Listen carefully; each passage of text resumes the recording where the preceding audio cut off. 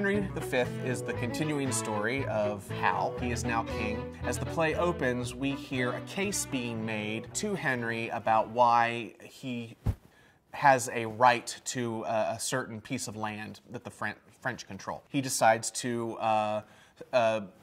embark on a campaign against the French to take over this land. Henry disguises himself and walks around the campsite and listens to the hopes and fears and insecurities of all the different people that are there with him. Then the next morning, as everybody's very nervous because they're outnumbered and they're going to be overwhelmed, we get the famous St. Crispin's Day speech, the Band of Brothers, where he talks about how people who are not here with them today will wake and be ashamed that they could not be a part of this. Rouses the troops and they win. The play concludes where Henry is wooing Catherine, Princess of France, for their eventual marriage. The other piece to it, the sort of smaller subplot, is we do hear about the death of Falstaff in the play. Falstaff does not show up, but we do get to meet up with the Mistress Quickly and Bardolph and some of the other people from the gang in Henry IV and hear that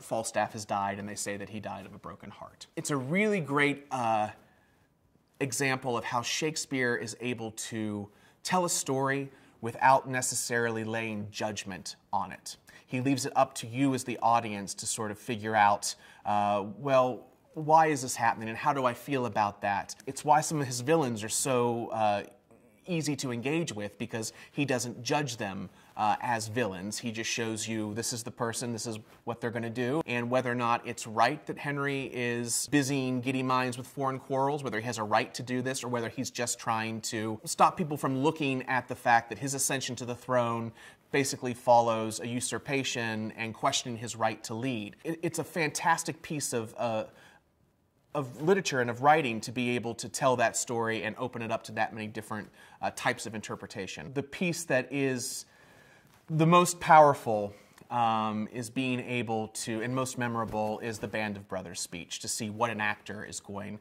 to do with that. Actors are usually just chomping at the bits to be able to get a hold of it. It's why they want to play Henry. It's going to be really fascinating for our audience to watch the actor who has played Hal in Henry IV suddenly assume the mantle of leadership and take that next step on the journey.